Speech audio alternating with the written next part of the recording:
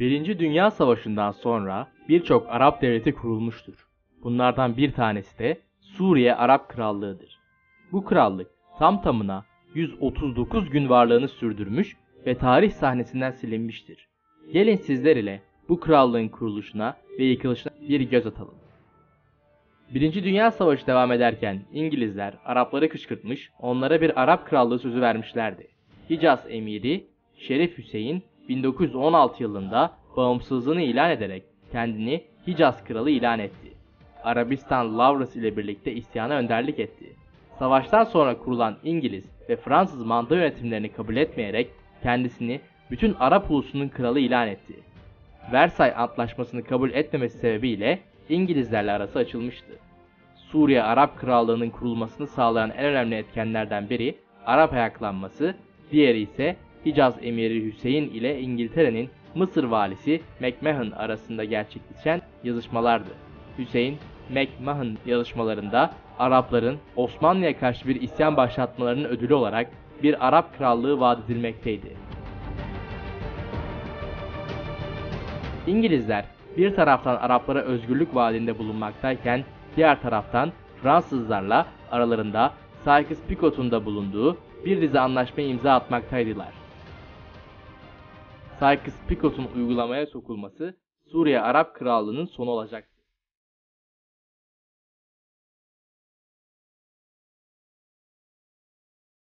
Sykes-Picot Anlaşması 1. Dünya Savaşı sırasında 29 Nisan 1916'da Kutül Amare kuşatması sonrasında İngiliz kuvvetlerinin Osmanlı Devleti'nin 6. ordusu karşısında bozguna uğramasından 17 gün sonra 16 Mayıs 1916 tarihinde Britanya ve Fransa arasında yapılan ve aynı yılın Ekim ayında Rusya tarafından onaylanan Osmanlı Devleti'nin Orta Doğu'daki topraklarının paylaşılmasını öngören gizli anlaşmadır. Arap ayaklanması birçok bağımsız devletin kurulmasına yol açsa da bazı çevrelerde art arda bir dizi bağımsız Arap devleti kurulması fikrine karşı ciddi bir muhalefet ve güvensizlik bulunmaktaydı. Zira Fransız ve İngilizlerin zorlaması ve teşvikiyle kurulan Arap devletlerinin tamamı kukla devletler olarak değerlendirilmekteydi. 1. Dünya Savaşı'nın sonuna doğru 30 Eylül 1918 tarihinde Edmund Allenby komutasındaki Britanya'nın Mısır Seferi kuvvetleri Şam şehrini ele geçirdi. Birkaç gün sonra 3 Ekim tarihinde de Faysal Şam'a geldi. Sykes-Picot Anlaşması'ndan henüz haberdar olmayan Faysal'ın sevinci kursağında kalacaktı. Faysal, babası adına bağımsız bir krallık sahibi olma beklentisine girmişken, toprakların ne şekilde pay edildiği ve Suriye'nin de Fransız himayesine bırakıldığı kendisine anlatıldı. Faysal, İngilizlerin Fransızlarla anlaşarak kendisini aldatmalarına öfkeliydi. Ancak İngilizler ona savaş sonunda vaatlerini yerine getireceklerine dair güvence vermeye devam ediyorlardı. Büyük ihtimalle o zamana kadar İngilizlerin Suriye'deki Fransız taleplerine verdikleri desteği çekeceğini umuyordu. Nitekim 5 Ekim'de General Allenby'ın izniyle Faysal tamamen bağımsız, anayasal bir Arap hükümeti kurduğunu ilan etti.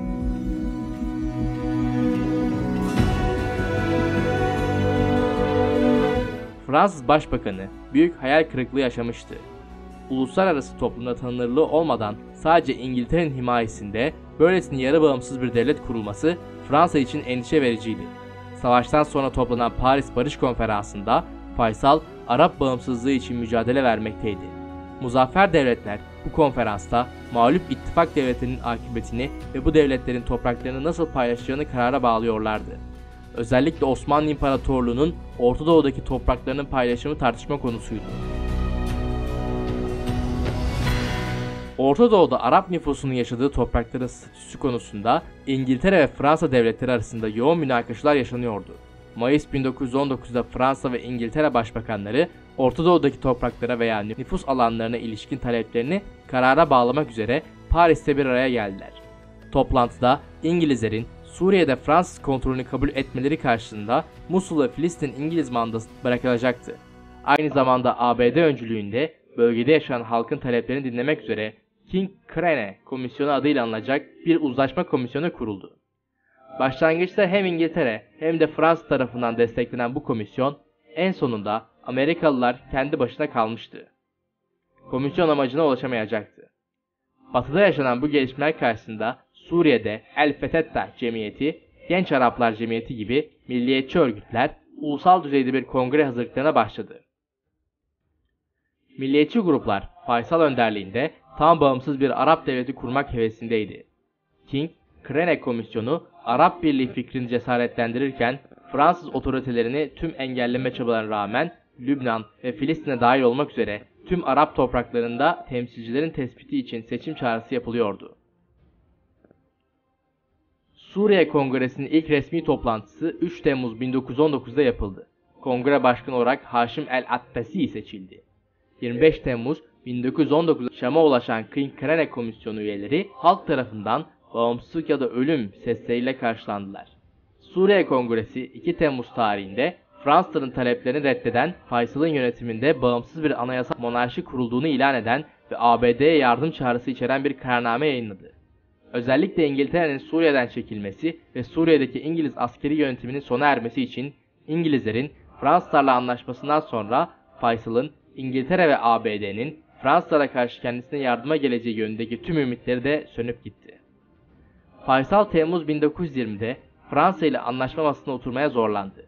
Yapılan bu anlaşmayla Fransa'nın Suriye'deki askeri varlığını sürdüreceği, Fransa'dan başka bir ülkenin Suriye topraklarında asker bulunduramayacağı, Suriye hükümetine her türlü konuda danışmanlığın Fransa tarafından yapılabileceği yönünde hükümler Faysal'a dayatılarak kabul ettirildi.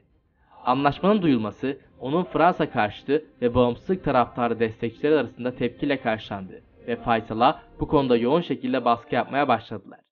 Politik alanda yaşanan bu değişikliklerden sonra Fransız kuvvetlerine yönelik şiddetli saldırılar gerçekleşti. Mart 1920'de Suriye Kongresi, Suriye Arap Krallığı'nın kurulduğunu, Faysal'ın bu devletin kralı olarak seçildiğini ilan etti.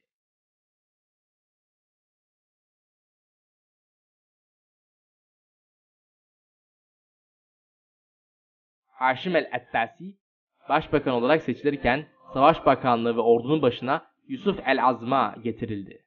Fransa ve İngiltere kendilerine danışılmadan alınan bu tek taraflı bu kararları tanımayacaklarını duyurdular ve Orta Doğu'da arazilerin paylaşımı ve manda konusunu görüşmek ve sonlandırmak üzere müttefikleri San Remo'da bir konferans çağırdılar. Bu durum Faysal ve taraftarlarınca kabul edilmedi. Fransızların verdikleri sözleri tutmamaları uzun süren istikrarsızlık ve belirsizlik döneminin sebeplerinden birisiydi. Nihayetinde Fransız komutan General Henry 14 Temmuz 1920'de Kral Faysal'a teslim olmasını veya savaşmasını bildiren bir ultimatom verdi. Fransızlarla yapılacak savaşın kanlı sonuçlarından çekinen Kral Faysal teslim olmayı kabul etti. Kralın teslim olma konusundaki emrine itaat etmeyen Savunma Bakanı Yusuf el-Azma, küçük bir orduyla Suriye'ye ilerleyen Fransız kuvvetlerini karşılamak üzere harekete geçti. Ancak hafif silahlarla güçsüz Arap kuvvetlerinin Fransız topçuları karşısında fazla bir şansı yoktu. Meyselun Savaşı'nda Fransızlar kolay bir galibiyet elde ettiler. Çatışmalar sırasında General el-Azma öldürüldü. Savaştan hemen sonra da Fransızlar Şam'ı kuşatma altına alarak 25 Temmuz 1920'de ele geçirdiler. Artık Lübnan ve Suriye'de Fransız manda dönemi başlamıştı. Fransızlara teslim olduktan sonra Suriye'den kovulan Faysal, Ağustos 1920'de İngiltere'ye gitti. Ağustos 1921'de de kendisine İngiliz mandasındaki Irak'ın krallığı teklif edildi. Şam ele geçirildikten bir gün sonra 25 Temmuz tarihinde Alaaddin el-Darubi liderliğinde Fransız yanlısı bir hükümet kuruldu. 1 Eylül 1920'de General Henry, Fransız manda arazisini daha ufak devletlere parçalayan planı uygulamaya soktu. Fransa böylelikle bölgede daha kolay kontrol sağlayacağına inanıyordu. Kısa ve çalkantılı bir dönem varlık gösteren Suriye Krallığı, sonraki Arap bağımsızlık hareketlerine ilham kaynağı olacaktı. Suriye Arap Krallığı tam tamına 139 gün varlığını göstermiş bir devlettir. Yeni videolarda görüşmek üzere. Videoyu beğenmeyi ve kanala abone olmayı unutmayın. Hoşça kalın.